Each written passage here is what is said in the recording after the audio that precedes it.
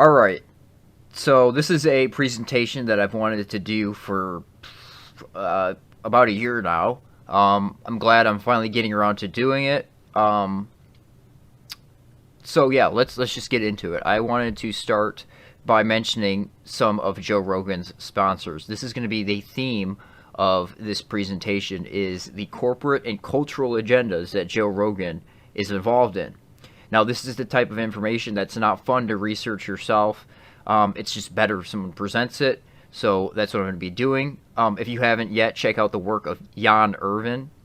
He's a vet. He's been doing this forever. He was involved with Joe Rogan early on. He's actually the guy who gave him DMT originally. And he was offered positions. So he understands how this works, and he's covered it very well. Also, Jesse Spots. I would like to recommend his playlist for the intellectual dark web. He does some great research. Please check that out. I'm going to touch on the intellectual dark web a little bit. This is the rising centrist movement we see in this country, right? Trump is a monkey wrench, a chaos agent for a new, brave new world, a centrist movement, a unifying movement. All right, so let's start with Rogan's sponsors. So Cash App is a big one. Jones mentioned that. Okay, the Jack Dorsey connection, and then everybody that followed. So this has been covered at nauseum, so I'm not going to really focus on Cash App and Dorsey, but there are some that people looked over. So like 23andMe, this is a big one, directly sponsoring Rogan's podcast. So 23andMe is co-founded and owned by Ann Wojcicki, the Jewess. Okay, Ann is the sister of Susan Wojcicki, the Jewess, who is the CEO of YouTube. I'm sure you're all familiar with her. And Ann was formerly married to Sergey Brin, the co-founder of Google. Okay? So you should be aware of the 23andMe database system, the whole agenda with that. Rogan used to try to be slick with it, and he would just be like, oh, yeah, you should do the 23andMe, because they tell you all your health risks, and, he would promote it. That's how his podcast works. Every other sentence in his podcast is a corporate plug or a cultural plug, a cultural agenda or a corporate agenda. For example, he'll mention some pasta that he gets from Italy and acts like he just likes the product. No, he's getting paid to do that. That's how his podcast works. Okay, people need to understand that. And his influence is beyond anything we've ever seen. His podcast is so influential because of its base in Los Angeles, and then also it spreads everywhere else. So you can set the trends in Los Angeles, and they spread everywhere else. And that's exactly what we see going on with Rogan. He is by far the most crucial asset for the information age at this point in time. Okay, and then another person who sits on the board and is high level in 23andMe is Esther Dyson. Now I want to highlight her because of her involvement in commercial and privatized space, which is a common theme we see running through these Rogan Jones type networks. Okay, so as of early 2007, Dyson describes herself as spending more and more time on the private aviation and commercial space startups. Also in healthcare and genetics. Dyson is a founding member of Space Angels Networks and is invested in XCOR Constellation Services, Zero G, Icon Aircraft Space Adventures, and Mars One. Now, Mars One is a well-known scam. And I want you to think about how long commercial and privatized space has been in the conversation, right? There's a news article for it, at least once a week, that somebody's taking the step for commercial space. And for decades we've seen this. Richard Branson, et cetera, Elon Musk. What do we see come out of it? Nothing, because it's a scam. Now, it would be easier for you to understand this if you understand the scam that NASA is. Now, if you're completely unaware of that or unfamiliar with that subject, email me, northmattheww@gmail.com, and I will send you proof and evidence that NASA is a scam, scamming $52 million a day from the laughingstock of the world, U.S. taxpayers. Okay, so that's a common theme, again, is commercial and privatized space that we see running through these networks. It's my contention that they're essentially funnels for that money to be funneled into other movements and other agendas, i.e., an information age asset like Joe Rogan. So let's move on to Elon Musk. Now, I believe, although Elon is not listed as a sponsor, he is a sponsor, and here's why I think that. In Colorado, but I did just get a Tesla, so I'm supporting the podcast. Okay, did you hear that?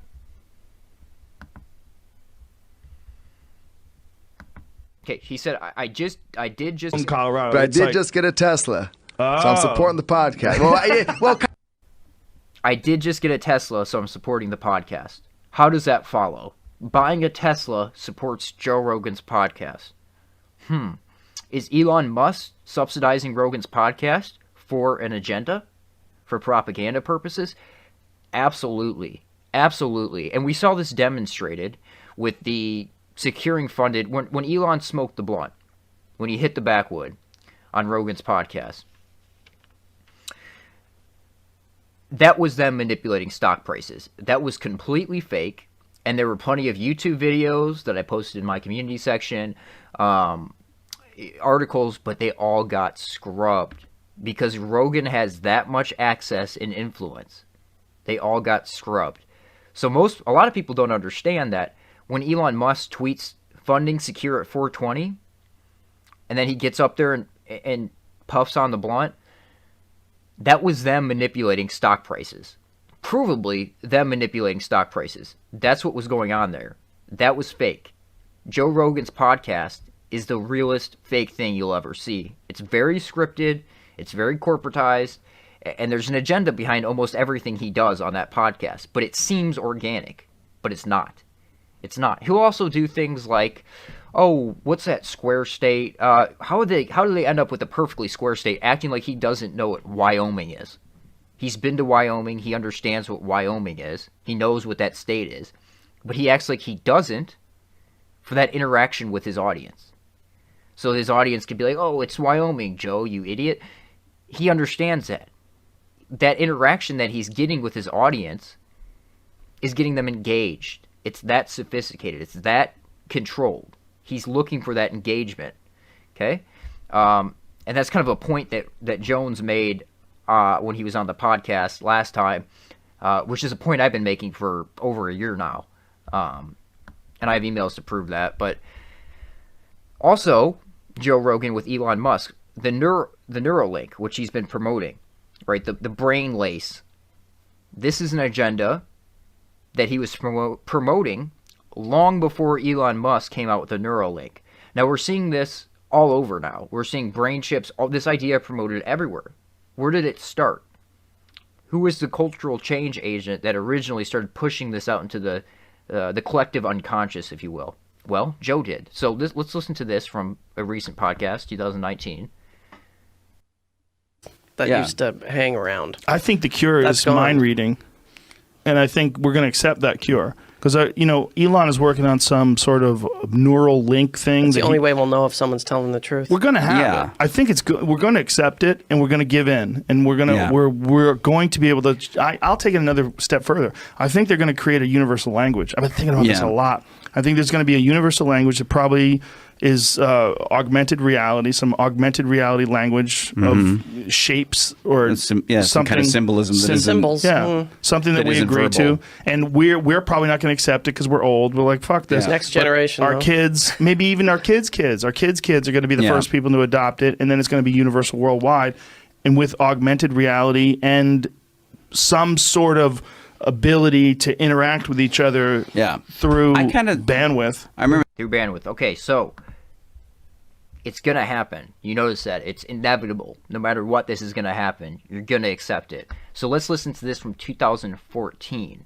How was Joe aware of this agenda years ago? 5+ years ago. How was he aware of this? Why was he promoting this idea? Because he's been working with these circles for a long time. I think that one of the things that's coming out with technology is access to information, and access to information, not just current information, but maybe even future. Like the ability to read minds, to read thoughts, to read. Okay. So let's finish this up from the same podcast, finishing on that thought. Technological symbiotic relationship takes place to the point where we essentially our memories, especially, right, they're pretty piss poor, right? But if we can turn our memories into some digital archive that you can access at will, then we're going to know. I'm going to look in your head, and I'm going to know what's going on. I'm going to be able to tap into it. We'll be connected the same way we're connected with Wi-Fi. The same way our cell phones are connected through the cellular network, there'll be some sort of a network of information exchange between all people. And if that's the case, deception will be almost impossible. Right. Motivations will be crystal clear. And you're going to know who's full of shit. It's going to be a fucking bad day for a lot of Okay. So, again, promoting that agenda for a long time now. Let's move on here. Again, saying it's inevitable. That was Elon's other thing that he said on the podcast. You're already a cyborg. You have a phone. It's not in your body, but it's something you're holding on to. Yeah. It's voluntary cyborg. Did you guys read Third Wave years ago? Was that a book you ever got into? No. That was the prediction of all this. Really? Yeah, and it's in the early 80s. And it was a prediction, and the one thing Third Wave predicted was that. Okay, so we have Third Wave mentioned there, which Jones also mentioned on his recent podcast. Now, that's very interesting to me, and this is a common theme in my life. That is something that I was researching long ago, and that I was going to include in this regardless, and other things. Let me pull this up here. Third wave, information overload, okay? Future shock. Okay, now Toffler, Alvin Toffler, the guy who wrote this, is involved with the Revolution and Military Affairs crew, the future Soviet warfare theory pushers within our own countries. Okay, the people that are involved in the New York, Moscow, Tel Aviv triangle. Those who have infiltrated the highest institutions in our country and have subverted them for the East's benefit, for Israel's benefit, and via the back door into the West, Israel, for Russia's benefit, for China's benefit. Okay, so I want you to look at the date here. This is from my notes on my other computer, June 7th, 2018. I have never heard this mentioned by any other researcher, anything. This is something I found my own on Wikipedia and included it into my research. Now, all of a sudden, recently, it's being mentioned on Joe Rogan's podcast. I find that very interesting. So, Toffler coined the term future shock to refer to what happens to a society when a change happens too fast, which results in social confusion and normal decision-making process breaks down. He continued the theme in Third Wave, 1980, when he describes the first and second wave as agricultural industrial revolutions. The third wave, a phrase he coined, represents the current information computer-based revolution. Now remember, this was in 1980. He forecast the spread of the internet and email, interactive media, cable television, cloning, and other digital advancements. He claimed that one of the side effects of the digital age has been information overload, another term he has coined. Okay, so information overload or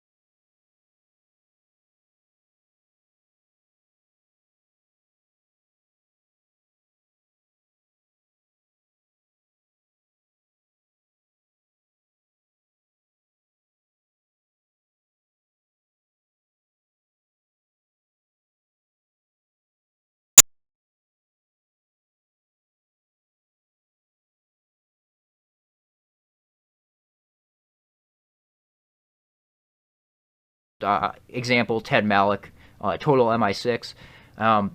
But again, you would see this is like a Venn diagram, and you have these overlapping networks that they're both involved in. And then let's finish it off. This is also from the beef that was going on. So just stop acting like you don't. We have a State of the Union coming up. Let's finish up this clip. Fill in the blank, whatever ridiculous conspiracy. The Rothschilds, the fucking Rockefellers, whatever it is. I'm not talking about that because the government threatened my family. Sorry, let's... So just stop acting like you don't. We have a State of the Union coming up. Let's finish up this clip. Fill in the blank, whatever ridiculous conspiracy. The Rothschilds, the fucking Rockefellers, whatever it is. I'm not talking about that because the government threatened my family. That is fucking wrong. It's ridiculous. And now you put it out there. So hey, pause again. Hey, I have a question for Mr. Rogan here. Is it ridiculous because the Rockefellers fund maps, which fund you? Is it ridiculous for that reason? I mean, are the Rockefellers not real? Do they not have a track record of funding destructive, subversive movements within this country for their own benefit? Is that why it's ridiculous, Joe? So we'll get into maps here in a second and explain to you exactly what it is, but this is when when these maps people came around, Dennis McKenna, etc., when they came around, Joe stopped front-loading his podcast with ads. This is when he became ad-free. So let's watch this real quick. And just press the music. Let's just go right with music. Right. By the way, Jamie's struggling. I'm going to get into Jamie later, but Jamie seems to always struggle, especially for a podcast at that level. We have no commercials today. I like it. Oh, that's great. We're commercial free, ladies and gentlemen. We're brought to you by the universe. Rogan Experience. Train by day, Joe Rogan podcast by night, all day. Ladies and gentlemen, a very special episode. Podcast sponsorship free. Dennis McKenna and Josh Wickerham. Josh is from the Ethnobotanical Stewardship Council. You were one of the founders of this? That's right. And what exactly is that? Okay, Maps Associate. Podcast sponsor free, a very special episode. They're not sponsor free. Joe is surrounded by maps. Joe promotes maps, and Joe is funded by maps. Okay, and maps is corporate. Maps is a cultural change, a cultural shift, and there's an entire CIA MK Ultra agenda behind it. Now, if you don't understand the history of the cultural MK Ultra movements, please look into Jan Irving and his research. He's done such a wonderful job at laying it all out and getting all the evidence out there. That's what this is. Okay, so let's go back to these. Maps is Rockefeller funded. Rockefeller funded again from Maps website. The David Rockefeller family concludes to the obituary, encouraging people to honor Richard Rockefeller's memory by contributing nonprofit organizations, including Maps. Okay, Rockefellers. Backed by such private donors as, this is Hefner, which is synonymous with Maps, and published via Maps, where they were doing the ayahuasca, the DMT studies, the Rick Strausman, all the studies that Rogan references are Maps or Hefner studies. Okay, backed by such private donors as Lawrence Rockefeller and Bob Walsh, and a Microsoft millionaire, which is Steve Wozniak, and this is easily provable by his association with things like Esalen, which we'll get into, and in the counterculture agenda. The Institute is financing clinical trials with LSD, psilocybin, and other hallucinogenics.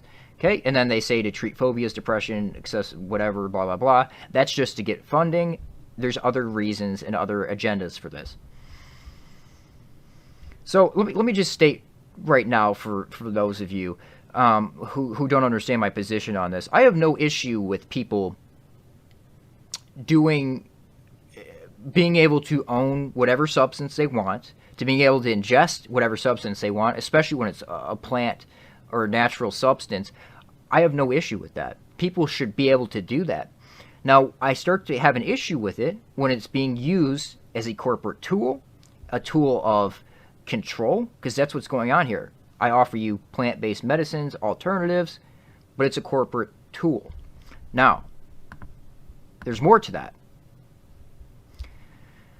So the value with working with the system, this is the founder of MAPS, Mr. Doblin, coming from a Jewish family.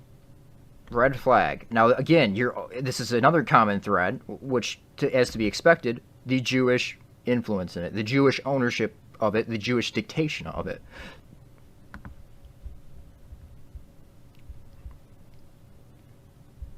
The corporate goal of maximizing profit for our shareholders. I just want to make sure this isn't okay. There he is, Dennis McKenna Wickerham, surrounded by MAPS people. Now, Jones is good buddies with Joe Rogan. Right? Everything's all good, but he still absolutely hates Soros. Just like Trump says leave Soros alone, Joe Rogan is working with people who work with Soros. But that's okay by Alex Jones. That's fine. We'll just ignore that. We'll just ignore that agenda there. So, MAPS is co-sponsoring a conference in collaboration with the Drug Policy Alliance. The Drug Policy Alliance. Again, MAPS working with the Drug Policy Alliance. Joe Rogan having on Ethan Nettleman from the Drug Policy Alliance. So do you see how that works? MAPS, Rogan. The masses. Information, or Pentagon asset for the information age. Corporate asset for the information age. The National Drug Policy Alliance. Nadelman founded the Center in Leighton Smith Center in 1994, a drug policy institute created with the philanthropical support, of George Soros. So it was created via George Soros's money. You think Jones would have an issue with that? He hammers on Soros all day. No issue. No issue with Joe. Nothing going on there, Joe. Joe is 100% authentic, according to Jones. Billionaire activists like Sean Parker and George Soros are fueling the campaign to legalize pot. Now, is that a bad thing for it to be legal? No, absolutely not. But here's the catch. There's absolutely a catch with it. And then also Peter Thiel, who's involved with the intellectual dark web in this agenda in general, is also investing in legalizing pot. Corporate weed. Eric Weinstein, the guy who termed the intellectual dark web, managing director at Thiel Capital. Okay. Go again, see all these guys hang out. This is the intellectual dark web right here. This is the agenda they're pushing. Again, check out Jesse Spots for like the mental health stuff. He's done a great job of covering it. This is the example I would like to use. So this is why this is a catch with legalizing pot and with these corporate agendas. So I want you to understand how this works. Fears of marijuana monopoly in Ohio undercut support for legalization. Now, people are wise in Ohio to this. Most people would just vote it in without even, because, oh, it's legal pot, it's good, everybody agrees. There's a catch. And this is the catch. That's because it specifies that just 10 locations in the state where growing pot would be allowed, and a group of 10 investors have already have dibs on it. These are the same investors. These same investors are sinking $20 million into the campaign. Okay, if there's corporate support for something, red flag, first off. Secondly, this is the issue. They monopolize it. So they make it legal, but they own it and control it and use it as a tool of enslavement and control. So do you understand how that works? So, I mean, what this is is the Brave New World caste system. So you have your alphas dictating to the people, you can't grow it, but I can. I control the supply. I control all of it. So I control what it is too. They can genetically modify it. They can do whatever with it. They control it. So this is literally the caste system that we're seeing instated here. Now, the Brave New World caste system is literally the social systems theory that came out of the Macy Conference, which is Jewish. You guessed it, Jewish. And was the social systems theory is heavily promoted via the Esalen Institute, which Joe Rogan takes trips to. We'll get into the Esalen Institute here in a little bit after I finish up with maps.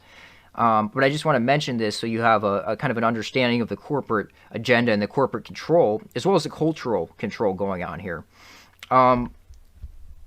Social systems is literally the Brave New World caste. So you have all your sellouts and all these people dictating over the other groups, and everybody has their determined system in society. Universal basic income, the whole deal. Literally a Brave New World. Oh, and look, the presidential candidate that supports universal basic income. And Joe Rogan, on his podcast, blows it out to all the masses. This is what you guys need. This is what you guys want. This is the good for society. This is the direction we're going. It's inevitable. And he really has that much influence that people buy into it. Absolutely. Again, running for president. Now, where did this universal basic income idea originally come from? Well, people like Alan Watts, who was a CIA asset, via the Esalen Institute. Here he is at Esalen promoting this idea. Now, the Esalen is essentially Bohemian Grove for the 21st century. For those of you who aren't aware, Bohemian Grove, but they also study like thought architecture, how to manipulate your subconscious. And we'll get into some of that later as well. For example, I have this book. This is some studies that come out of Esalen. The real interesting ones are unpublished. The physical and psychological effects of meditation. So they're studying how the subconscious mind works. They're studying on the people. Now, the Silicon Valley people who go there, you know, the top people, they don't get studied on. But they go there as like a retreat. As it's Bohemian Grove, essentially. So you have all these high-level Silicon Valley people going to Esalen Institute, where all these ideas are coming out of as well, but they also create agendas there. So, for example, the Manhattan Project came out of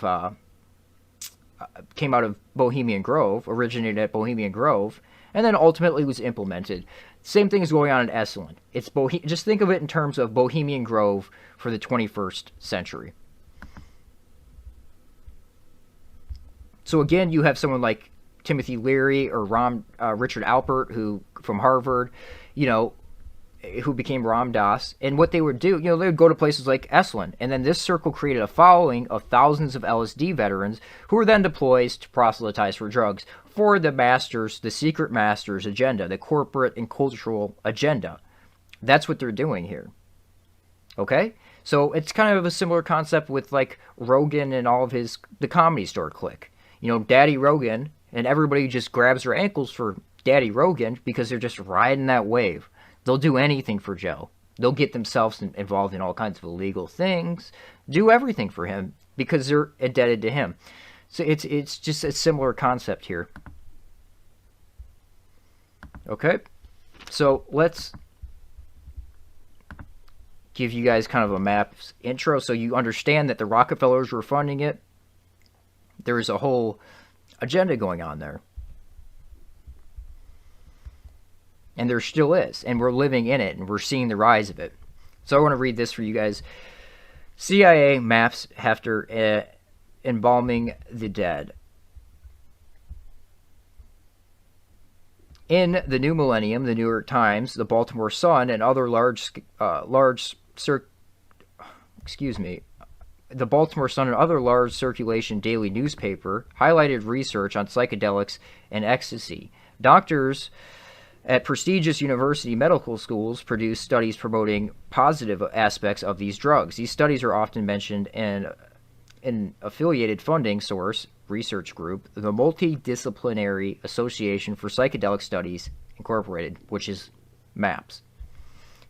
Founded in 1986, MAPS received early aid from MK Ultra participants such as Timothy Leary, who also worshipped Crowley, which is Jewish mysticism. Or promoted Crowleyanism.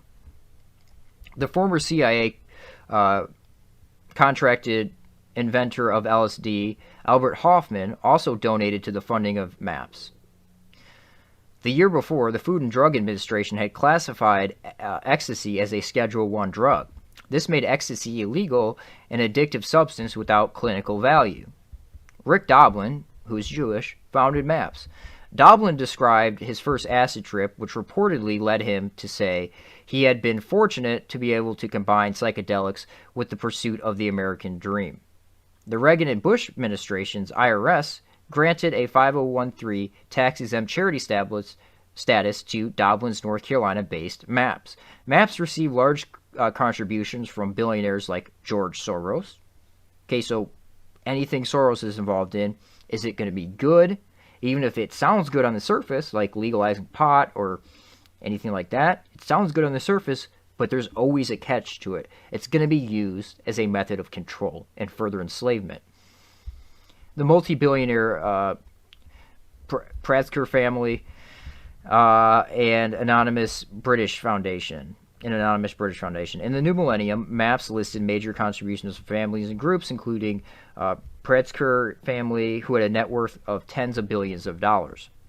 Okay, so let's continue reading here. The relatively short article devoted about 2 paragraphs to MAPS founder Doblin.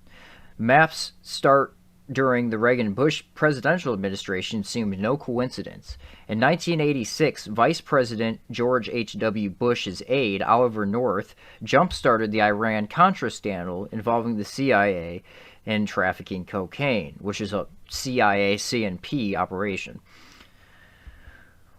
Once the former CIA director Bush reached the presidency, he appointed Dr. David Kessler as Food and Drug Administration Commissioner, harkening back to the MKUltra days of testing LSD in schools. Kessler approved university testing of psychedelics again in 1990, just after the U.S. Senate confirmation. Now we see Trump doing this right now, allowing these psychedelic plant-based medicines to be tested and approved. The approval marked the FDA's first psychedelics research in over 20 years. Dr. Kessler remained FDA commissioner for the next 5 years, including 3 years under President Clinton. President Bush also had Kessler fill FDA with like-minded research staff favorable to psychedelics. Why? Because there's an agenda. Not that they're necessarily bad or there's no uses to them. There's an agenda. That's what I'm highlighting here. In an interview, Rick Doblin said one of those leading doctors in the FDA was Dr. John Harder, whose vision, quote, vision was to train me, this is key, vision was to train me to understand how the FDA worked so that I could try to mobilize the demoralized psychedelic community to submit protocols. Doblin went to describe the history of his work, which inadvertently revealed his unusual power in the FDA. Even after Kessler's resignation under President Clinton, quote, there was a short period after he resigned in 1995 during which lower-level FDA officials made it difficult to move forward with psychedelic and medical marijuana research. However, I filed a complaint with the Ombudsman, and the policies established by the pilot drug were reaffirmed in 1999 by FDA upper management. Doblin further said Clinton's successor, President George W. Bush,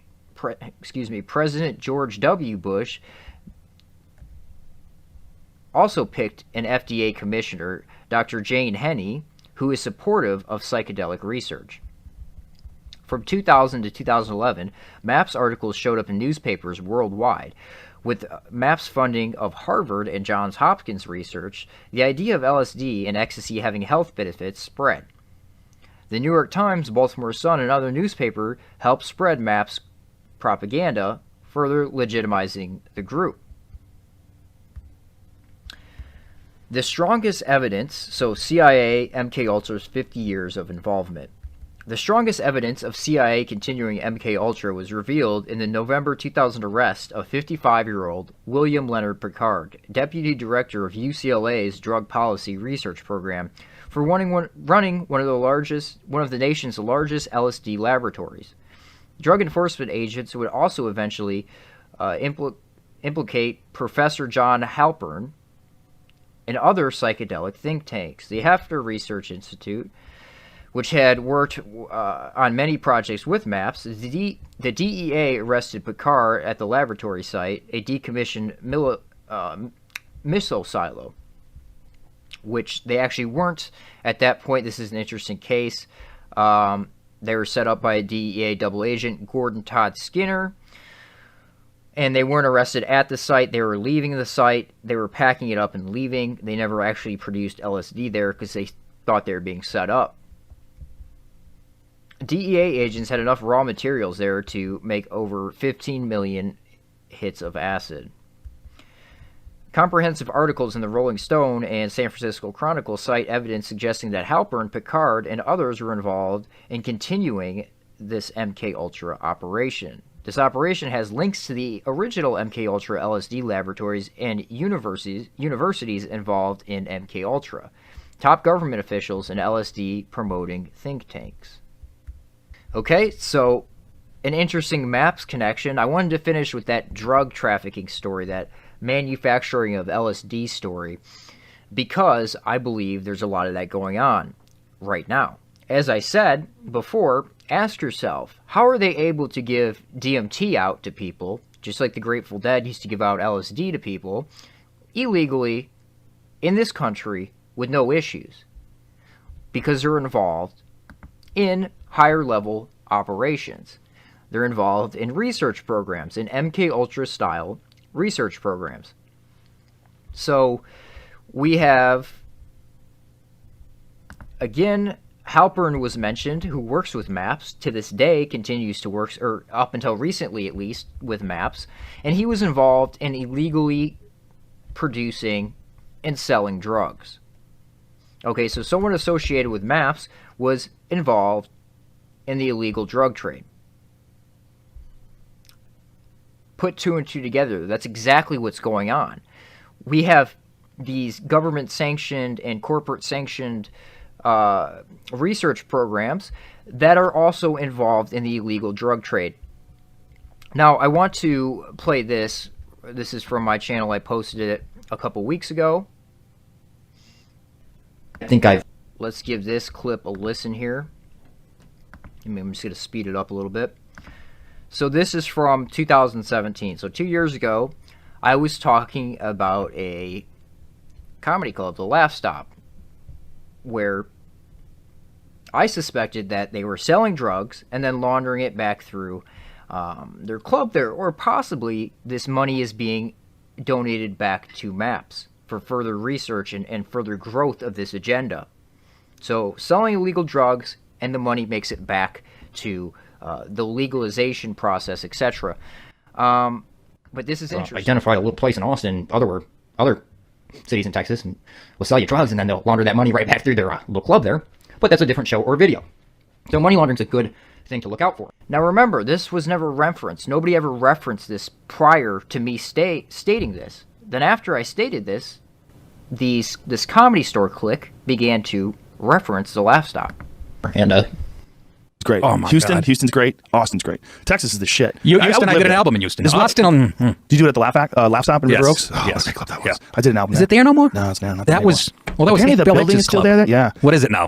They use it sometimes. Like they'll have shows there sometimes. I think someone had something there for a while. I don't know the full story, but that was one of the greatest clubs ever. Laugh Stop in River Oaks. Remember that crazy dude was running it? The fuck's his name? Yeah. Fuck's his name? Bald guy. Yes. Mark. Yes. Right? Yeah. Yes. Yeah. He had an Italian last name. Oddly enough. Joey knew him real well. I forgot about that dude. Yeah. Yes, and that was Bill Hicks' place. They had a fucking legit open. My boy Mark, we had a good time. I love it there. Cap Cities. Oh, I remember one day there was a guy, you asked him about drug dealers, Lee. Let me tell you how wide open it is. Again, sorry to talk about this city, one of my favorite cities in the country. Hollywood. Houston, Texas, had a kid that would come to your shows late, and he would give you a bud, and you'd go, wow, this is Houston. Where did you get this from? He goes, this is what I grow. And he'd go, I got 6 other strains. You want to buy something? You're like, yeah. You'd go out to his car, Lee, and he had one of those construction trucks with the panels and shit. And I wish I was lying to you, Lee. I wish I was lying to you. He would open up the panels, and he'd have little jars of weed. This is fucking 12 years ago. The Last Stop was still open. Yeah. This was at the Last Stop when Rogan was headlining. Those things that you see of Pete. That fucking video. Did you hear that? This is key right here. Yeah. This was at the Last Stop when Rogan was headlining. Those things that you see of Pete. Pete. Let's listen. Last Stop was still open. Yeah. This was at the Last Stop when Rogan was headlining. Those things that you see of Pete. Pete. Now, who he's referenced there is Pete Pirelli, who was the manager of the Last Stop during that time, the Houston Last Stop during that time when it was open. So you have, I believe his name's Felipe, who has the lowest IQ I've probably ever seen in my entire life. Actually naming the guy who was supplying drugs to these comedians while Joe Rogan was headlining. Was Joe Rogan getting a percentage of this? Was there some sort of deal worked out here? Is Joe Rogan involved in drug dealing? These are questions you need to be asking yourself. Now, Pete Pirelli, you can look up his LinkedIn page. You know, he lists the Last Stop there. The documents from the Last Stop list Pete as the manager, Pete Pirelli. And he's got a nice social networking job now, which is interesting given where Rogan's gone with his career. And I think maybe you should give Pete a call and ask him what was going on. You know, his number's listed there. Go ahead and ask him what was going on at the Last Stop during that time period. That fucking video that you see of Redman texting me and me going off on him in 2003, that was then. That was then. This guy would show up to the shows, Lee, and he would have these weed containers, and then part of the conversation, he'd go, hold on. And it was like you were in that scene in Taxi Driver. I got fucking pills. And you're like, wait a second, what do you got? The one time he came to a show, he had Coke, Vicodin, Valium, Xanax, some tranquilizer you gave to retarded kids when they went over the top. PCP. He had something else. He had 20 different fucking things in there. He must have been your favorite. I used to give him $200, bro, and he would give me a to-go package that would fucking make a mule sing. He would give me like a half 8-ball, fucking 20 Vicodins, 20 Xanax. You have a variety pack. Oh my God, he'd give me fucking animal tranquilizers. You have no idea. Okay, so that's key there. These guys are involved in the illegal drug trade. So let's think here. The illegal drug trade and then this whole maps studying of the drugs, these are interlaced. If you continue to look, you will continue to find an interlacing between the illegal drug trade and the so-called legal drug trade. Now, I want to play this clip again. Oops. Okay. Let's watch this real quick. Well, let's do this one first real quick. You'd be surprised. Yeah? The ESC has sent out a call for experts, and we've been infiltrated by the mainstream people that do evaluation work for the World Bank and USAID. They're interested in ayahuasca. People are going down to South America to have these transformative experiences, to sit in ceremony. There's a lot of underground activity in the U.S. as well, and Europe, where it's not legal. But in South America and Peru, ayahuasca is protected as national patrimony. That's awesome. Okay, first thing that he mentioned, the high-level people associated with these modern Eleusinian mysteries, as Bruce Damer calls them. These are the modern initiations. So you have these high-level people, and then he says underground activity. Yet, you know, Brendan Schaub and Brian Callen could talk about how they illegally smoked DMT, name who gave it to them, name where they did it at in Texas, but it's okay. They can legally get away with it somehow. It's illegal, but it's fine. They can talk about it openly to hundreds of thousands of people, but it's okay for them to do it. Why is that? Let's watch this clip real quick. It's when I get kind of... You want to make up your mind? I got something right here for you. What is that? That's Mushrooms? where the mushrooms are. I know, that's exactly what they're for. Come on, bro. Let's make up your mind. How about Joe? If I can you imagine if I took these and did your show before? Just take a little one like this. No, fuck that. Nobody's got to get hurt. Just a little one. Jamie, would you do that? Maybe. Just a little one. I don't want to be giggling in the car on the way You'll down, be fine. throwing up on myself. You'll be fine. What's it do? What's going to happen? I want to get out of here before it takes effect. Guy's going to get me in a fucking some type of scissors. It should be legal. It's supposed to be I legal believe everywhere. that. It would make people mellow the fuck out, right? It would. Open that third eye, man. It would do something really good for people. The problem is you forget you take it sometimes.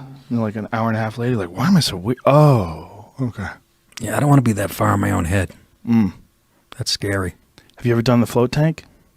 No. You want to do that? Well, you can't. You I can't. I got to float the fuck. Okay, so again, takes an illegal drug. Now, this is just, again, pushing an agenda because they're doing the same process that they're doing with marijuana, legalizing that with psilocybin mushrooms, magic mushrooms. They're doing the same thing. They're pushing to legalizing that, so he's normalizing it by taking an illegal substance on his widespread podcast, massive podcast. He's allowed to take an illegal substance and there's no repercussions for it. Ask yourself, why is that? How is he able to get away with that? Well, he's pushing the agenda. He's normalizing it. It's just something people do. Everybody does. You know, it's fine. And the thing they're doing with the magic mushrooms is exactly the same that they're doing with the legal pot, where there's a corporate control over the substance. It's dictated by corporations. It's dictated by the alphas in the caste system, where they control everything about it. So again, like I said, and I'm not someone who hasn't tried these substances. I've done pretty much all of them. Okay, but like I said, it should be legal. In my opinion, it should be absolutely legal. It should be truly free and undictated by a corporation. It should not be dictated by a corporation. You should be able to grow it yourself. You should be able to do it all yourself. It also shouldn't be pushed on people. The agenda of pushing it on people is a cultural agenda for a specific reason.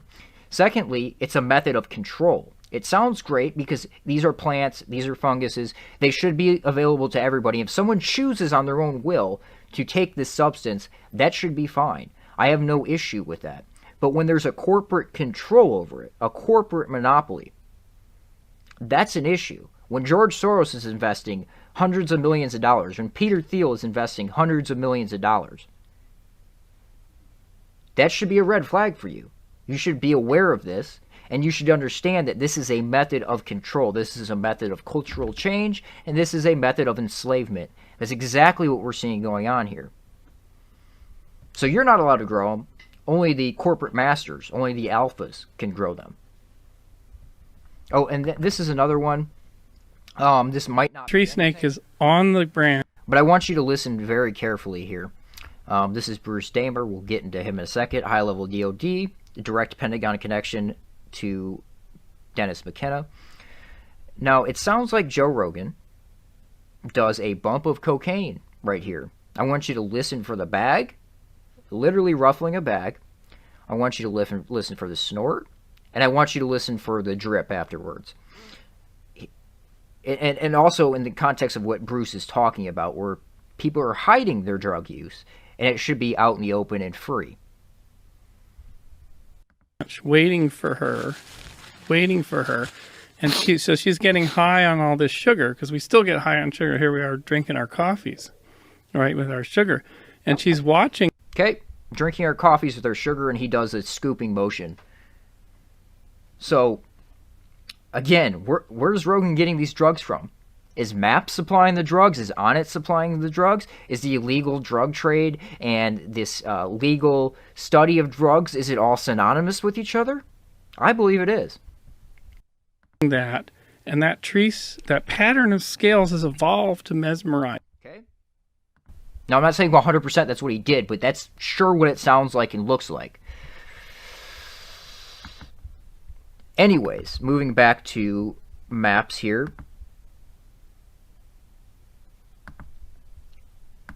The corporate goal. George Soros.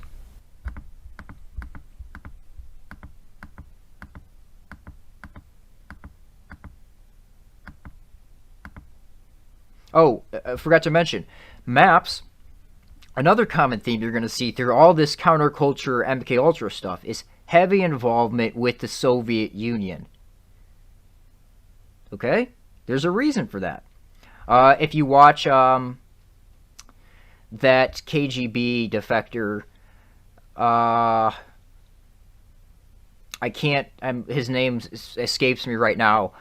Yuri Bezmenov, and he talks about how the KGB wanted to push yoga and these meditation and these Esalen type movements within the country because there's a method of control with that. Okay, so and it's on record. You can read the documents how they would push it. They had a hard time. The Soviets had a hard time running operatives via the West Coast, and they found an in with the peace hippie movement. So again, MAPS working with the Soviets in the 90s, 1994, or 92, right on that turning point, working with since 1985. So this is this guy researching ketamine in the former Soviet Union, which is still the Soviet Union. If you don't understand that they faked their breakup, that was all predicted by the defectors, like Anatoly Golitsyn. That's exactly what's going on. I would research that. But he was researching ketamine, and if you go through here, it seems as though he was more interested in the subconscious mind than anything, what the effects and how to influence the subconscious mind. That seems to be his main focus here when working with ketamine on people. And they got contracts with military hospitals, like veterans hospitals. So where was MAPS born? Where did the idea come from? Well, Mr. Doblin shares a fascinating story about how the idea for MAPS got started at the Esalen Institute in Big Sur, California. So again, think of it in terms of the Bohemian Grove of the 21st century, where you're having studies going on people, but you're also having these high-level Silicon Valley and people from every institution going there and creating, scheming up new ideas and new movements and new agendas via the Esalen Institute. So, who goes to the Esalen Institute? Esalen, where you just were on the Big Sur coast, and they stored them at their in-town. Did you see what happened to Big Sur? What? Unfortunately, those are I'm not sure why, but Joe Rogan goes to the Esalen Institute. He's talking to Bruce Damer there. And if you haven't watched that interview with Bruce Damer, please watch that, at least the first 20 minutes of it or so. It's very telling. So we're going to transition on into the Esalen Institute here.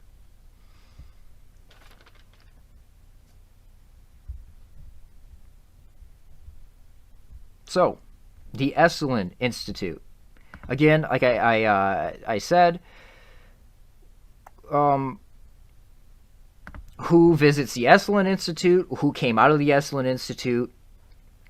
How much influence did the Esalen Institute have on the culture and shaping our society and the collapsing society of this country of the West? Well, here's some famous assets, cultural change agents coming out of the Esalen Institute. Alan Watts, Aldous Huxley, who inspired the creation of Esalen. Terence McKenna, Joe's boy, Terence McKenna.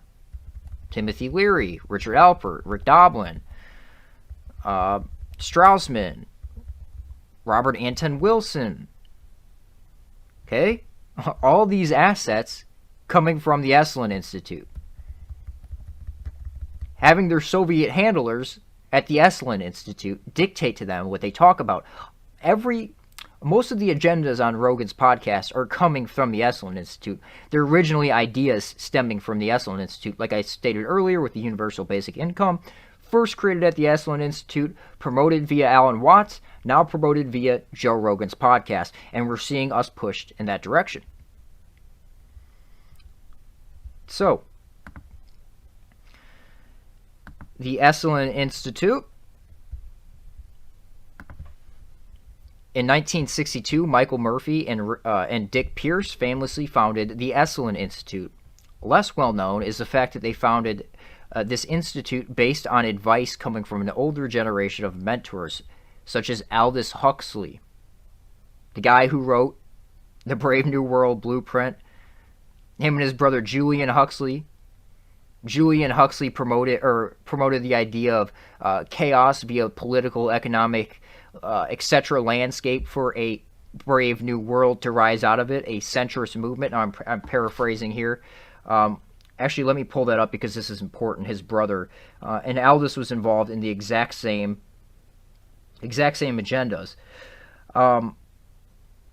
And Brave New World is a blueprint. So Julian Huxley, The End of Evolution, a new categorical imperative, this is coming from his agenda, Julian Huxley's agenda, Aldous' brother, purposely create tension across the political, social, economic, etc. planes via liberalism, communism, and fascism. Now you can look at Trump as fascist.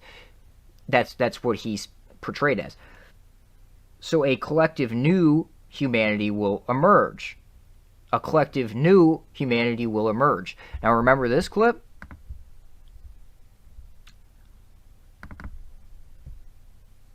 A collective new humanity will emerge.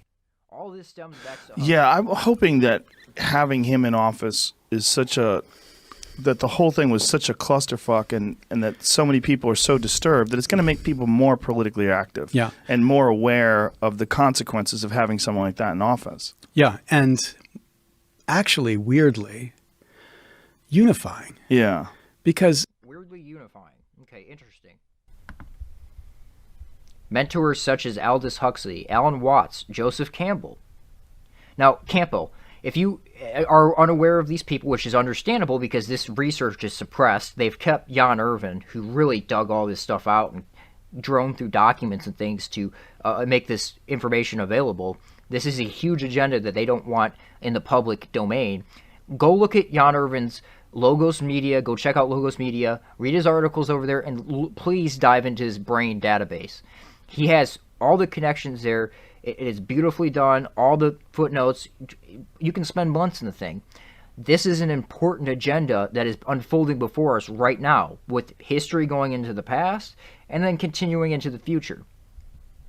All these people are covered by Jan Irvin, with Lawrence Rockefeller being another major supporter of Campbell. Lawrence Rockefeller was also an important behind-the-scenes advisor to Michael Murphy since the founding stages of Esalen and donated millions of dollars to the Institute. Again, the Rockefellers. The Rockefellers are always there. Is that why Joe thinks it's ridiculous? Are the Rockefellers ridiculous? The Rothschild agents, the Rockefellers, are they ridiculous? I don't think so. The Packard Foundation, Ford Foundation, Carnegie Foundation, all had some involvement with the Esalen Institute in the early 60s and early 70s, which otherwise appears to have been reasonably profitable on its own.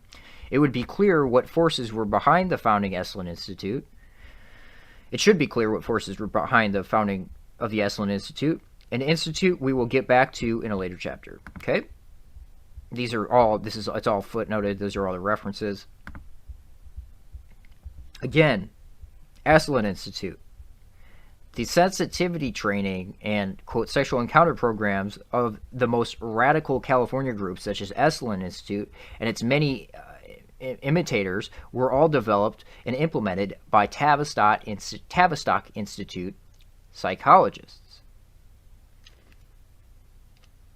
Tavistock involved. Esalen Institute is Tavistock involved. Again, this is a hard book to find, and it's basically one of their only published ones on them doing studies and documenting those studies that you can find. It's pretty lukewarm as far as what they're doing here, but it's thought architecture.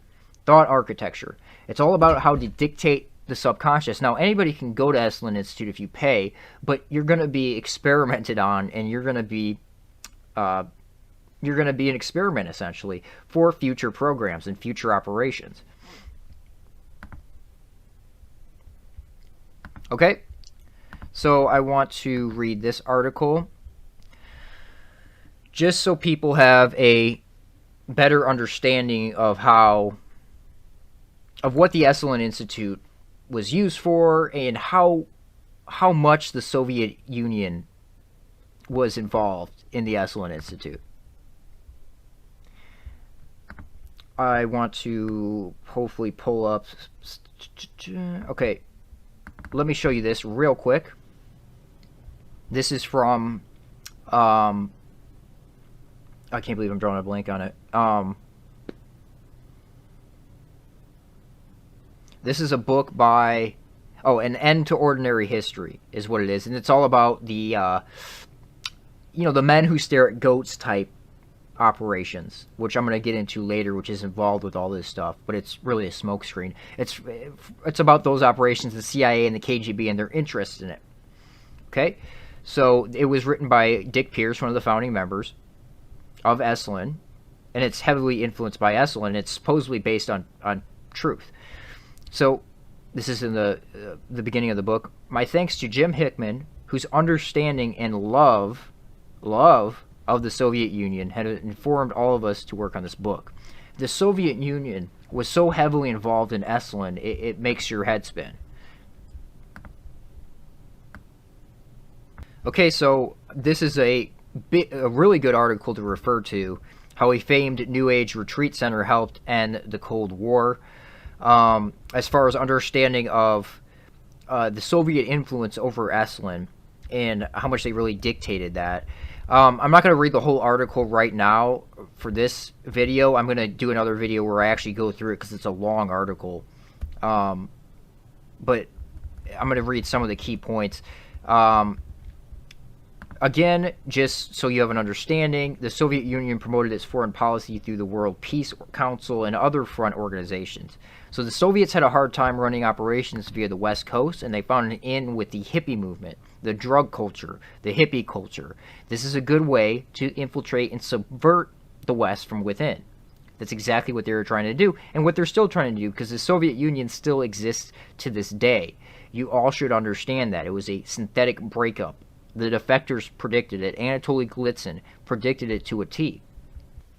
So I'll just briefly mention some of the stuff this article talks about. People from Esalen were allowed to go over to the Soviet Union and literally hand out literature. Okay?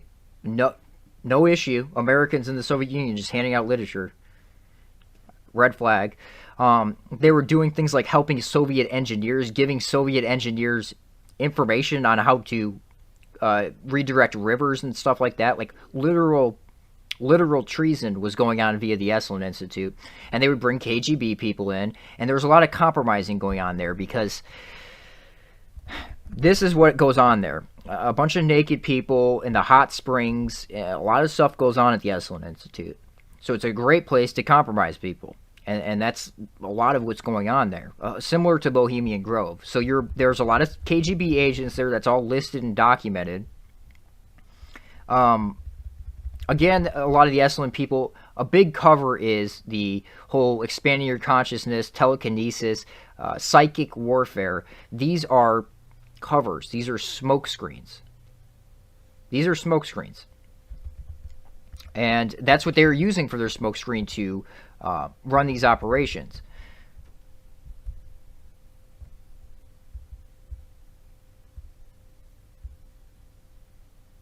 And there's a lot in this article. Like I said, I'm going to do a separate video on it and just go through the whole article. Astronauts were interacting there, with KGB people. They would bring the scientists in. Let me get down to Boris Yeltsin here.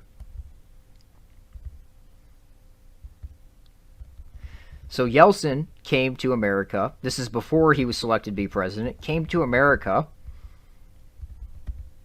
via the Esalen Institute, and they brought him around. They showed him around America. And after he came to America via the Esalen Institute, he was instated as the president.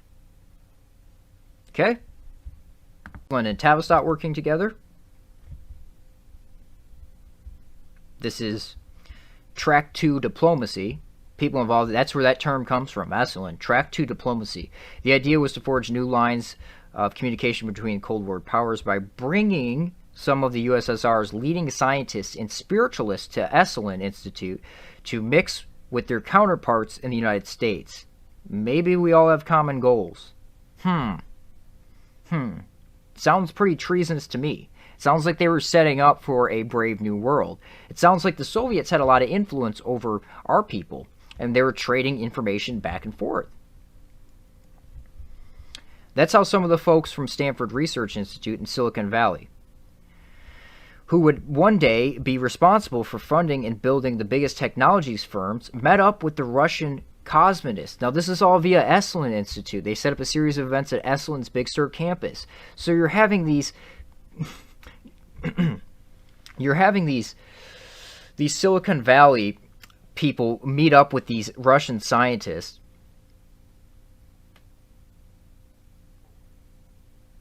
Meeting up with these Russian cosmonists, scientists, okay? So, again, why do we see all these Soviet Jews running the high technology? I mean, if you... some of you are hopefully aware of, like, the Talpiot guys and their research. I think most of it's pretty much off the internet at this point, unfortunately. But the whole Talpiot program and what you see going on in Israel is all these Soviet Jews dictating Israel, because that's what Israel is. It's a backdoor into the West. So again, a lot of it's happening via the Esalen Institute. Okay, so these cosmonists, these Russian cosmonists who were communists at the time, the cosmonists went the furthest into its visions of transformation, calling for the end of death and the resurrection of the dead, and a free movement in cosmic space. Now, these are key narratives originating from Soviets, okay? Cosmonists influenced Soviet politics and technology.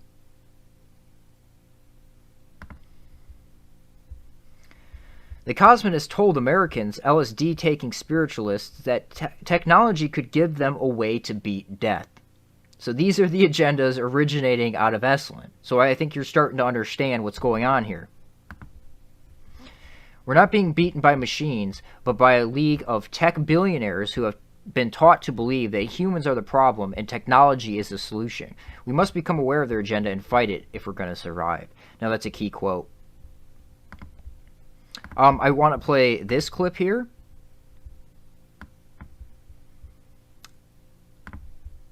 There's some interesting stuff going on here.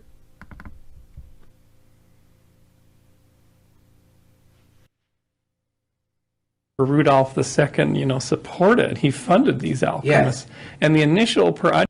Now, this is Bruce Damer speaking here. High-level DOD, like I said. Friends with Joe Rogan. Good friends with Dennis McKenna to the point where they smoke DMT together. And Bruce gets ideas for science via the DMT.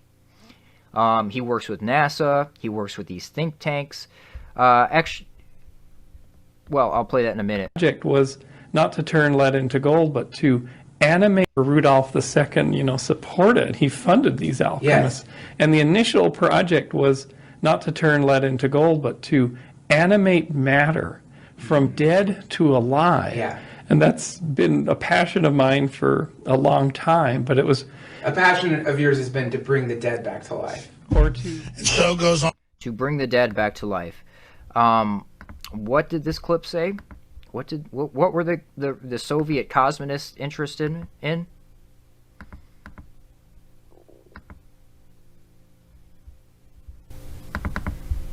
Where did that go?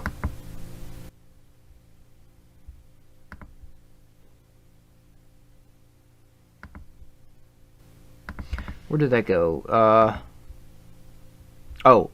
Vision went furthest into visions of transformation for calling for the end of death and the resurrection of the dead, and free movement in cosmic space. Where do we see these agendas pushed constantly? We see these agendas pushed constantly on Alex Jones, and we see these agendas pushed constantly through the intellectual dark web and Joe Rogan. Okay? So are we starting to see where their agenda is originating out of? Let's get back to this clip here. On the cycle forever. But we're far from the big win. But we're getting into the territory where if we could completely turn this around,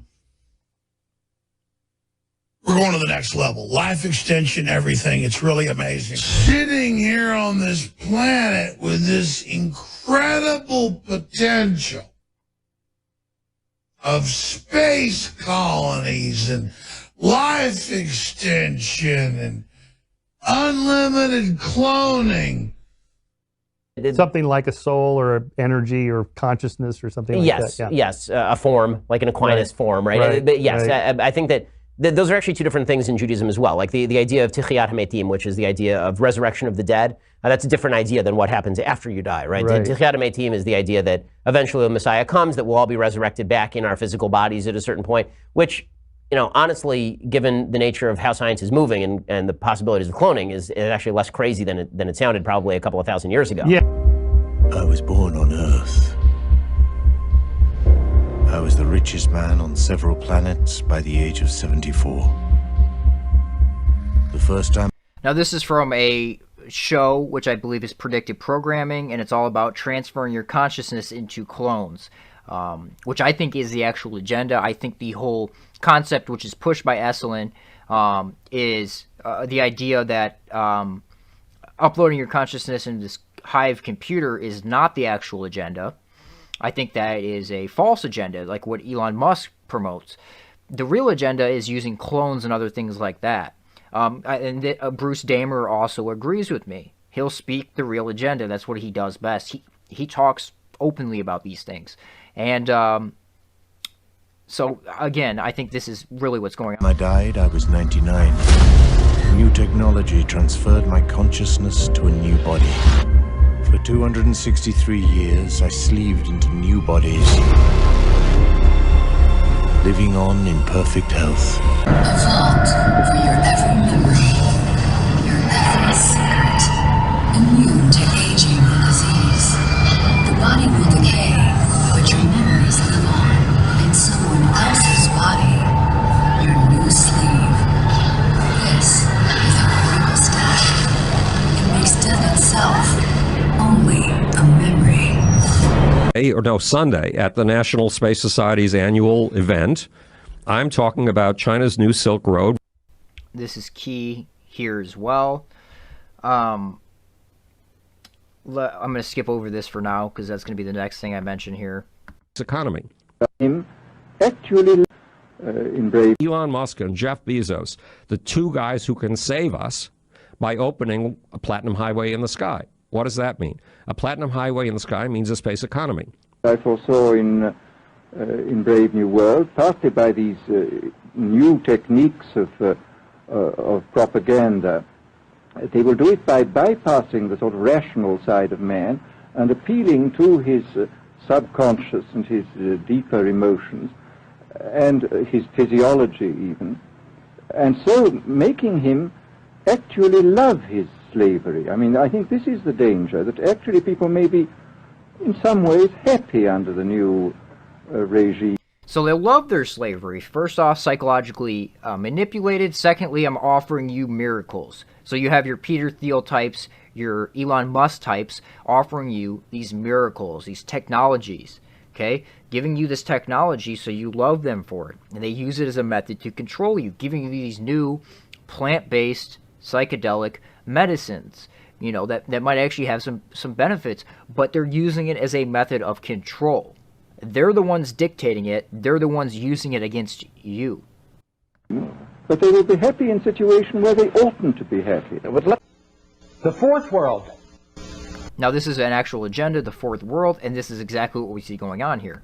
No one really talks about the fourth world, do they? That's because we haven't seen the fourth world come about. The fourth world came up in the title of the Congress I attended. It was called the Fourth World Wilderness Congress. Maurice Strong said it was called the Fourth World because it was the fourth one of these environment congresses that Edmund de Rothschild had created. I learned later that the world order refers to the coming one world government as the Fourth World. World control by the world order, where there is no more first, second, and third world. Just a boundaryless planet which is called the Fourth World Wilderness. Yogis and shamans refer to Fourth World Wilderness dictated via Israel, at the center, at the hub. It as the Fourth World Wilderness, the lostness of the mind. The lostness of the mind refers to the collective consciousness, Persons will be coerced through lies, drugs, fear, and pain to surrender themselves, their egos, to the collective consciousness. The fourth world will be a return to a society much like the Caesars or Babylon or the Fourth Reich. Within the fictionalized societies described in Huxley's Brave New World and Brave New World Revisited and Orwell's classic 1984. We will flourish with only a whimper. The world order wants to create a new society out of the ashes of chaos. A collectivist fourth world complete with a collectivist religion, collectivist finance, and unchecked world national socialism. The world order will offer Gaia, Mother Earth, to the masses. I don't think national socialism, I think international socialism, and I think the universal basic income has a lot to do with that. As the Big Brother image to worship in the fourth world.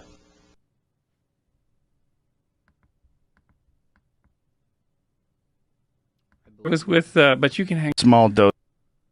I believe that cultural mission. We'll play these clips in a moment here. I want to finish up while I'm talking about Esalen here and kind of give an example of what comes out of Esalen, you know, some of the operations that come out of it. So, Mind War. Michael Aquino, the famous Setian, with the 5th degree of initiation is Maga, M-A-G-A. That's a 5th degree of initiation in the Temple of Set, which originates out of the Church of Satan, who he was also heavily involved with early on. So Aquino, who loves the Soviets, was very close with the Soviets. So let's read this. Aquino was deeply involved in what has been called the Revolution in Military Affairs, or RMA, the introduction of the most kooky, third-wave, New Age ideas into military long-range planning, which introduced such notions such as information warfare and cyber warfare into the Pentagon's lexicon. In the early 1980s, at the same time, Heidi and Alvin Toffler, mentioned him earlier, were spinning their Tavistock third-wave utopian claptrap to some of the Air Forces, which is Air Force Space Command, which Zach is a part of. Air Force's top brass, Lieutenant Colonel Michael Aquino, who was the first Army space officer, and other U.S. Army Colonel Paul Vallely, who completely supports Israel and supports the idea of Israel dictating the world. We're co-authoring an article for the Military Review. You know that article? Mind War. So, Carol Marshall, or Sherry Seymour, who is the one who unraveled the whole Promise Gate scandal, very well-respected research, private investigator, very well respected. So she persists that the Vallely and Aquino paper, which is Mind War, virtually spawned the entire revolution in military affairs, and its approach to warfare, military operations other than MOOTW, and viewing in its asymmetric approach to warfare and military operations other than MOOTW, and viewing mainstream media as potential mind war operatives or alternative media. In a follow-up U.S. Air Force Academy study, we learned why warfare must become multi-dimensional. The 5th dimension, information warfare, information overload. That's the 5th dimension of warfare. So this is from the... Okay, so the spectrum of conflict as portrayed in most readings is single dimension, linear, and continuous. It must be replaced by a multi-dimensional model, perhaps even a non-linear and discontinuous. Topographical mathematicians would call it a manifold, hence the name conflict manifold. Its primary characteristic is multidimensional. Now, you know, the guy who termed the intellectual dark web is a mathematician, and as we see with this Trump media, the nonlinear warfare is completely out of control. Let's listen to this.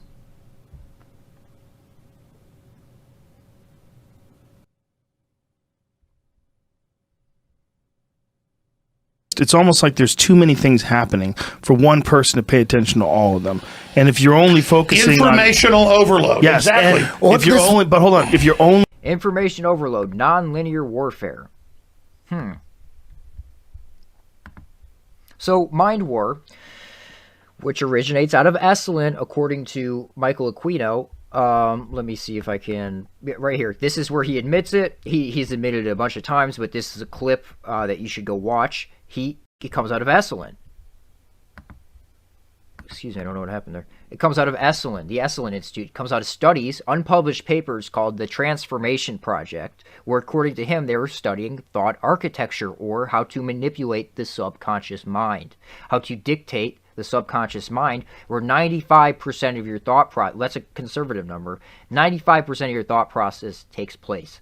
So your database that you're pulling information from, your the external stimuli that you absorb to create your algorithmic thinking, your initial thought, your conscious thought, is being pulled from the subconscious. So these guys were working out via the Esalen Institute, who actually, Aquino got in contact with these guys because of their published works with the Soviet influence, their published works with Soviet thought architecture, which Aquino somehow intimately knew, the Soviet research there. So this is the core structure of Mind War, which is exactly what Alex Jones's operation is. Oh man, I should have that clip ready. Shoot.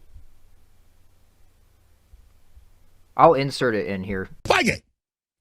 We have the zeitgeist. If you wanted to use an allegory, InfoWars has pulled the sword Excalibur. Others can't pull it. We pulled it. Trump pulled it. You pulled it. But if you don't use Excalibur, it's worthless. I am using Excalibur. Doesn't mean I'm perfect. Doesn't mean I'm not going to make mistakes or stumble or fall. Or at the end of this, not make it myself. But the new republic, the rebirth, will be launched. That's what it's all about. All right. Boy, you know, Scott Adams, CNN is losing the mind war. I have some smart advisors, but I do what I think I should do. They've begged me not to tell you this. But I will, because my weapon is the truth. This is from the Mind War paper that spawned the revolution in military affairs, the future Soviet warfare theory within this country. These media are, of course, the electronic media, television and radio. Alex was one of the first TV radio broadcasters. That's what a podcast essentially is, television, radio. State-of-the-art developments in satellite communication and video recording techniques. Remember, this was in 1980. Like the sword Excalibur, we have to reach out and seize this tool, and it can transform the world for us if we have the courage and the integrity to enhance civilization with it. If we do not accept Excalibur, then we relinquish our ability to inspire foreign cultures with our morality. If they then desire moralities unsatisfactory to us, we have no choice but to fight them on a more brutish level.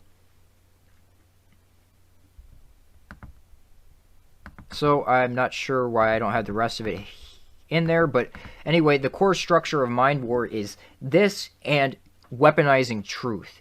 Using truth as a weapon. The Mind War operative must know that he speaks the truth. So taking bits of truthful information and using it as a weapon.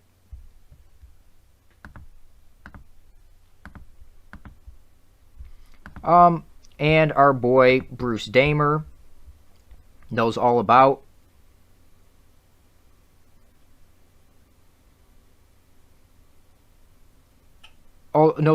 Andy Marshall, and we'll get into Bruce Damer here in a minute. Branch. So Andrew Marshall is one of these. He's a shaman. He goes very quiet between communities, and what he decided to do. Get this. So he's a shaman. Now Andrew Marshall's the guy who initially instated, heavily involved in 9/11 as well. Andrew Marshall is the guy. He was originally appointed under Nixon, and he's the one who took Aquino and Valley's papers and their ideas and everybody else who was promoting it and instated it within this country. It stated the future Soviet warfare theories. Now, in the Project for the New American Century, they say take advantage, post-2001, take advantage of these future Soviet warfare theories. And we've certainly seen that happen. So he calls himself a shaman, code word shamanism. So again, he says he very quietly, he's a shaman. He very quietly goes in between communities. So you could look at like Rogan's podcast. He's essentially a shaman on his podcast where he goes and snakes in between these communities. I do some kind of a practice. It's sort of a kind of global, multicultural, multi-ethnic, multi-technic shamanism. And I've been doing this for about 25 years. And what that is what I call put yourself on the shelf. Get the idea? Yourself is parked on the shelf, and then you dive into another world. And for me, this has been these delightful worlds of Pentagon think tanks, NASA mission design, etc. Okay? So that's Bruce Damer. And again, like I said, we'll get into him in a moment. Oh, here's from Joe Rogan's podcast. Gerlach? What is Gerlach? Gerlach. Oh, you haven't been out there, huh? No. I love hippies in small doses. Hippies to me are like pizza. I just can't eat pizza every day for like a month. I was with, but you can hang around Pentagon people. And yes, I could probably hang around your camp. But if I went out there with really dirty people. With Sherpas. Sherpas. They brought Sherpas? They're white people. White Sherpas. They're servers for the billionaires in their billionaire camps. Oh, that's too much. And they have walls of motorhomes around. I want to hang out with 100. So he's over there at Burning Man, which is another excellent type of deal. Major importance with Burning Man. And he has these white slaves that are serving the billionaires in their billionaire class, which is what he is, high-level DOD, etc. And he wants Joe Rogan to come out with him. Now, I also want you to look at that shirt, Mad Scientist. Now, I posted this interview in my community section on my YouTube channel. Check that out. And I put an emphasis on Mad Scientist. I said, Mad or Mao Scientist for a better tomorrow. And that was a couple weeks before the Joe Rogan podcast with Alex Jones. Let's listen to what Alex had to say. They're making their move right now. Who's they? The globalist technocracy, the mad scientists, the guys that want to learn the secrets of the universe, probably already have them. The mad scientists. Interesting statement there, Alex. The mad scientists. So, this is Bruce Damer with... I might as well just get all this out of the way right now. This is Bruce Damer talking to Joe about Dennis. There's only been 2 people ever that Dennis McKenna has recommended for this podcast. You and Josh Wickerham. So that puts you in very lofty company. Dennis McKenna recommended Bruce Damer on Joe Rogan's podcast. Interesting. Dennis McKenna, of course, heavily involved in maps and everything we've covered.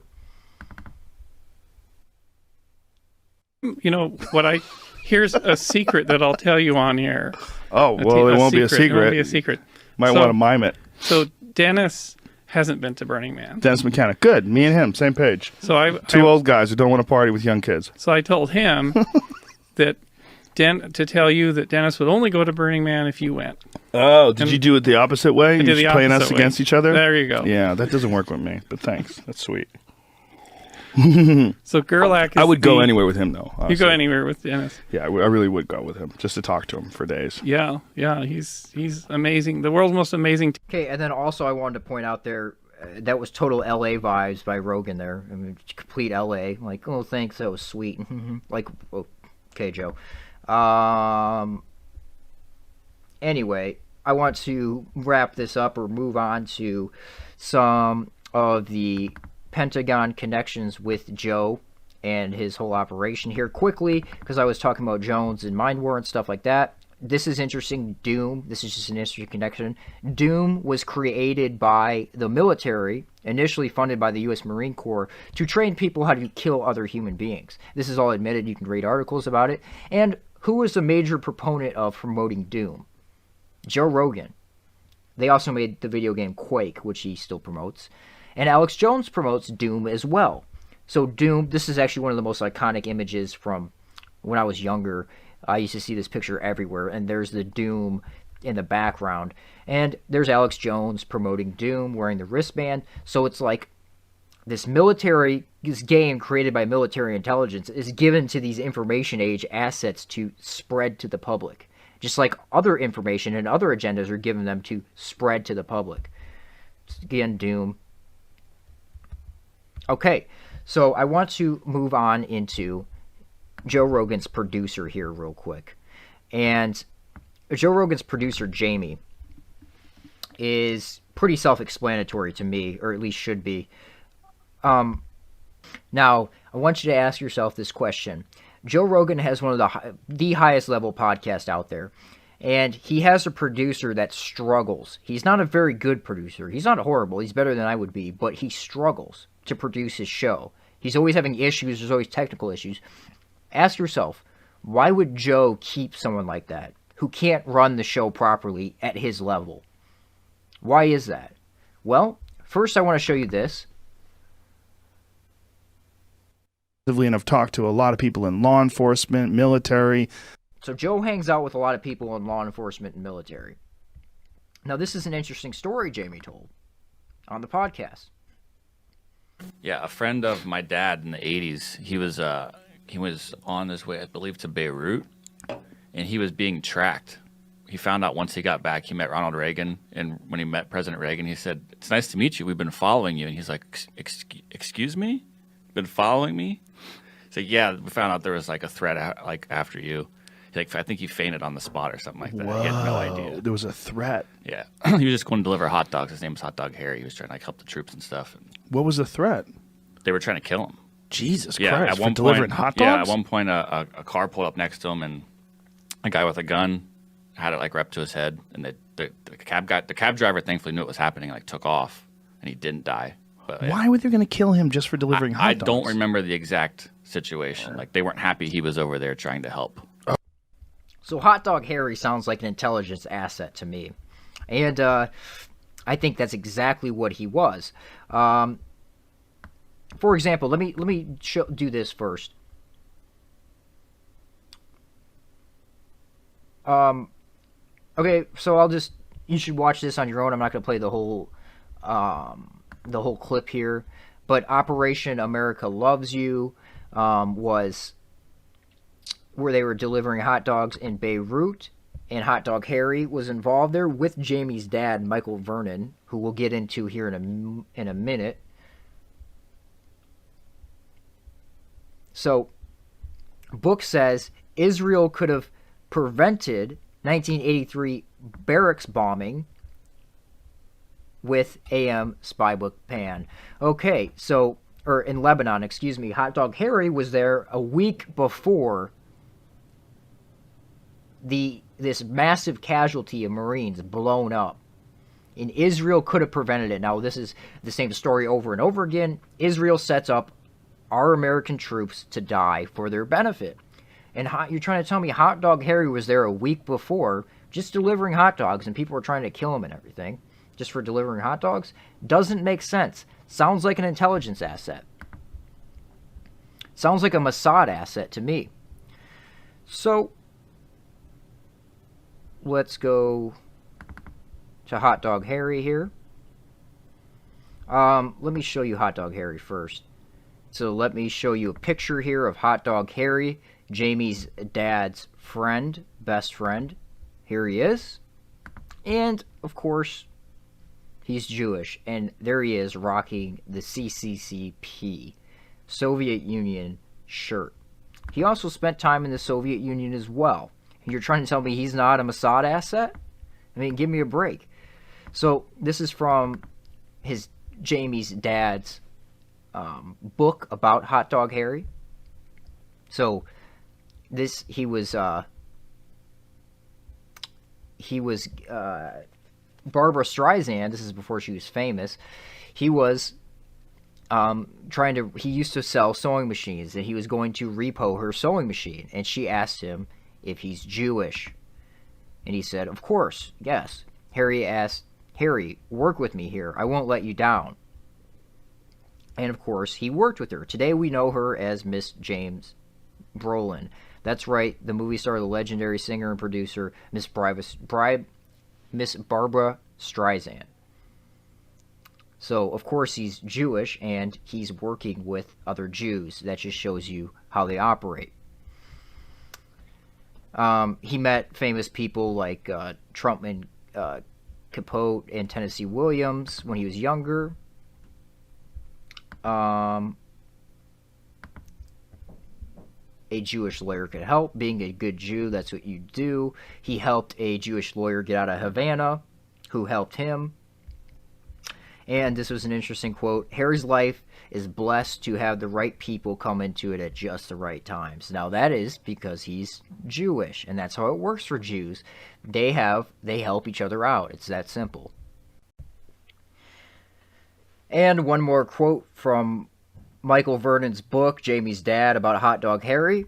Harry explained when he was delivering a sewing machine to the Rothschilds that his parents used to know them in the old country. So Hot Dog Harry used to deliver things to the Rothschilds' house, and he said his parents used to know the Rothschilds in the old country.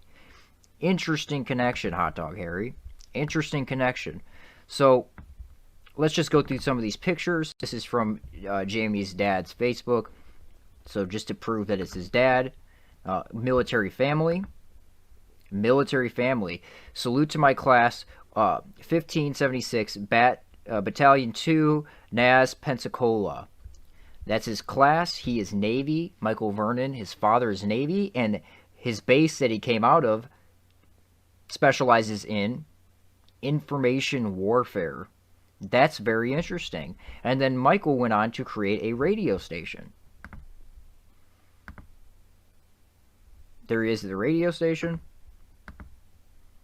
There's Hot Dog Harry. Hot Dog Harry. Some stuff about Hot Dog Harry. There he is.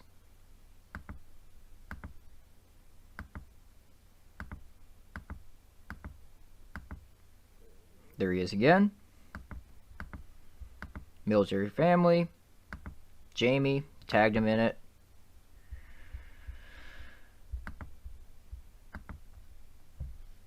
So yeah, you get the idea here. That's who. There he is. There's Jamie and his father. So,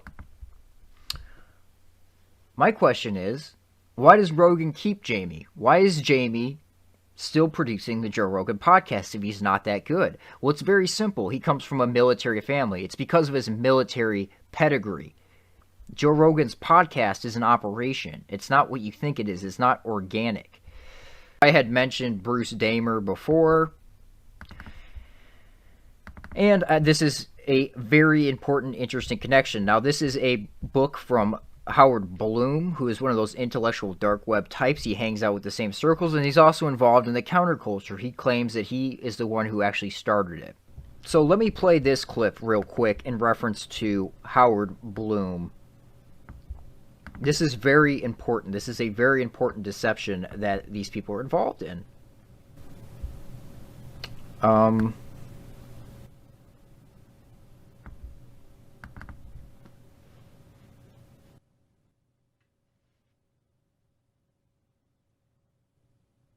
Sunday at the National Space Society's annual event. I'm talking about China's new Silk Road versus America's highway in the sky. The new Silk Road, the Chinese government's going to put in. So if you're unaware of the Belt and Road Initiative, the new Silk Road, unfortunately I can't direct you to Securing Our Interest. They used to have a wonderful website full of references and articles that you could really dive into it and understand that Israel, China, and Russia are taking over the trade, and it's going to be dictated from Israel in the center, like the old Clovis map. They're taking it over, the Belt and Road Initiative, and America's nowhere in the picture. So nobody knows about the Belt and Road Initiative except for this guy. And you'll see what he's banking, what his solution for it is, but it's really a scam. It's a pipe dream to take away from us actually doing something to prevent this Belt and Road Initiative by creating a space economy. Okay, so that's like mining asteroids and things that are impossible. I promise you they're impossible. It can't happen. And it never will happen. It's a pipe dream that people are going to dump money into, and that money is going to be taken and funneled into other operations for the bigger plan, the Brave New World. $1 trillion. It's total of a $20 trillion project. It pulls together something like 66 countries and 3.3 billion people. And I co-founded and chaired something called the Asian Space Technology Summit in Kuala Lumpur last May, just about exactly a year ago. And it was obvious, being in Malaysia, that China has bought Malaysia's heart, that Americans don't count for much anymore, because the Chinese are already spending money. They already own 15 to 20 ports. They own 15 to 20 ports. Piraeus, which is the port of Athens, the city that was the cradle of Western civilization, guess who owns it? The Chinese. And they're upgrading these ports to do things that no port we've ever seen before has been able to do. So because they have a big vision, a really big vision, they're going to dominate the 21st century. Now, what he's leaving out is Israel is the main driver behind all this. And Russia benefits as well. The Soviet Union benefits as well. Was the American century. This is going to be the Chinese century, unless we counter with an equally big vision. And the big visions are not coming from Donald Trump in Washington, D.C., or from senators and congressmen. They are coming from precisely the people you fingered. They're coming from Washington. They're coming from California. They're coming from Elon Musk and Jeff Bezos, the two guys who can save us by opening a platinum highway in the sky. What does that mean? A platinum highway in the sky means a space economy. Okay? To all those who have stimulated and sustained me. And then he includes Bruce Damer. And then, Timothy Leary's in here somewhere. A lot of the... okay, so Howard Bloom talking on a message board with Bruce Damer. Now, Bruce Damer's the one who introduced Terrence McKenna to virtual reality. He's the one who set up the satellite on Terrence's house in Hawaii, etc. We've been talking about Bruce Damer, the shaman. Okay, so Howard Bloom talking to Bruce Damer about, no, this is Channel 4. Richard Metzger from disinfo.com. Disinfo.com. Channel 4, disinfo.com. These are big connections here.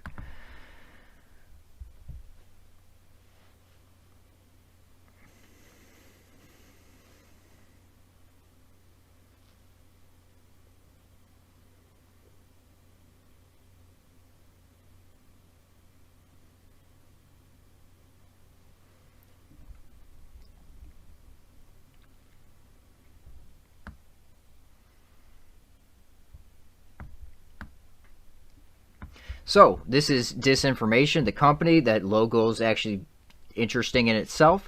But let's look at key people here. Matt Staggs. Matt Staggs. Who is that? That's Joe Rogan's producer. Okay? Let's just pull that up real quick. Twitter. Now, here he is. This is Joe Rogan's talent booker, the guy behind the scenes. Okay? There's many guys behind the scenes with Joe Rogan, and this is one of them. And he is a key person with Disinfo, working with Bruce Damer, etc., working with Howard Bloom, Bruce Damer, etc. Channel 4. Now, what do we have under documentary films? Endgame, Blueprint for Global Enslavement. That is Alex Jones's film. Now, that Endgame title he took from Paul Vallely, the guy I mentioned before with the future Soviet warfare theories. That was initially coined by him, that Alex Jones took from him. But it's interesting, we see Disinfo working with, right, Joe Rogan's talent booker, the guy behind the scenes, working with Alex Jones. Disinfo working with Alex Jones, as well as Channel 4. Now, Channel 4 worked with John Ronson. John Ronson is the guy who wrote The Men Who Stare at Goats. Now, this is an interesting connection here. John Ronson. So we're just tying this up with some military connections. John Ronson is the guy who Alex Jones snuck into Bohemian Grove with. So John Ronson, working with the BBC at that point, is the guy who snuck into Bohemian Grove with Alex Jones, which kickstarted him. So here we see Alex and John hanging out. Alex having John on his show. And Joe and John hang out. And Joe has John on his show. Okay, so are we seeing how these networks play in with each other? Now, Alex on his last podcast with Joe was talking about how they were in films 20 years ago together. They were in John Ronson's films for the BBC or Channel 4, right, working with Disinfo. Interesting name. Right, and then you can go double check Matt Staggs. You can pull up his podcast for Disinfo. He's very interested in concussions, just like Joe is. Very interested in that. You know, I think he'd be interested in my story. You know, if he was somehow able to understand my history, I think he'd be very interested in my life story. But anyway, these two work together, and The Men Who Stare at Goats. Stubblebine thought that with enough practice he could learn to walk through walls. With a brief encouragement by Lieutenant Colonel Jim Shannon, a Vietnam vet whose post-war experiences at such new age meccas as the Esalen Institute in Big Sur led him to found the 1st Earth Battalion Warrior Monks and Jedi Knights. So The Men Who Stare at Goats actually comes from the Esalen Institute. Again, we're seeing everything stem from the Esalen Institute. And then, of course, Alex Jones has Stubblebine on, because these are the kind of operations. What they really are Psyware operations. And this is an old email I had. Let me read this to you. Because The Men Who Stare at Goats, it's a smokescreen is what it really is. Here we see John Ronson, The Men Who Stare at Goats. That is a smokescreen.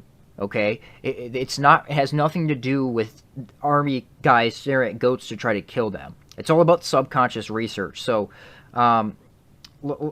okay, so I quoted from a website. The Men Who Stare at Goats actually demonstrates this by briefly referencing MK Ultra as if it were shut down when the real program is demonstrated at the end of the film, where Kevin Spacey character is involved in private psyops through explicit cultural creation. So it's a shift. What we're seeing is a shift. So I say this is one of my favorite examples to use because it shows what force-fed programs ultimately end up becoming. Regardless of what you think about their origins, I personally think the, quote, staring at goats narrative is a cover, not a major project. The major projects were never ended. If you study Aquino, one of his favorite tactics is deflection. Example, it happened but not like you think it did. It was really about staring at goats to see if you could kill them, not about thought architecture and mind control research. He would use this tactic by publishing papers via the Stanford Tavistock Institute. He would publish papers discrediting narratives like staring at goats or like the Stargate stuff, which ties in with all that. He would publish papers via Stanford, which is Tavistock, doing psychological research to deflect from the real programs that were going on. Say they're studying trickery, illusions, and ultimately how to deceive the human subconscious, mind/subconscious. Aquino says they're studying stage magic and spoon bending, which are often real, poorly funded programs, but they're only in place for cover, for a smokescreen. You really think the U.S. Army is going to dump funding into spoon bending, to a spoon bending program for practical use? Of course not. They're cover stories. So there's a lot more information about these networks. I could continue to go on and on and on for hours, and I will in future videos, but I just wanted to get some of this information out there. In future videos, I'm going to be talking about the intellectual dark web, which ties into all this, the culture they're pushing, like I said, the rising centrist movement, the Brave New World, that I'm going to continue to focus on, continue to put this out there because it's such a deception that needs to be highlighted. Not many people are aware of it. Not many people are in full understanding of it. So with that, I'll say goodbye and good luck.